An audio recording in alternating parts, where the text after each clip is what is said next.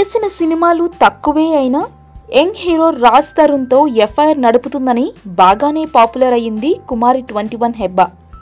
ఇక ఈ కుమారితో వరుసగా చిత్రాలు చేసేస్తూ వీళ్ళిద్దరి మధ్య సంథింగ్ ఉంది అనేలా చేశాడు రాజ్ తరుణ్.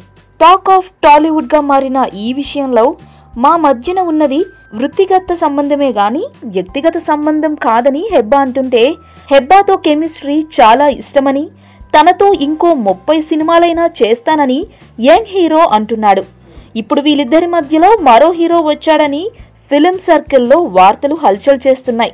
హెబ్బాతో ఏంజల్ చిత్రం చేసిన నాగ్ అన్వేషణ్తో హెబ్బా క్లోజ్ అయ్యి రాజ్ తరుణ్ని దూరం పెట్టిందని అంటున్నారు. అయితే హెబ్బా తనకు ఫ్రెండేనని, సెట్స్ వరకే తమ బంధమని చెప్పేశాడు. మొత్తానికి హెబ్బాకి ఒకే సీజన్లో 2 బ్రేకప్స్ వచ్చాయని జాలి చూపిస్తున్నారు సినీ జనాలు.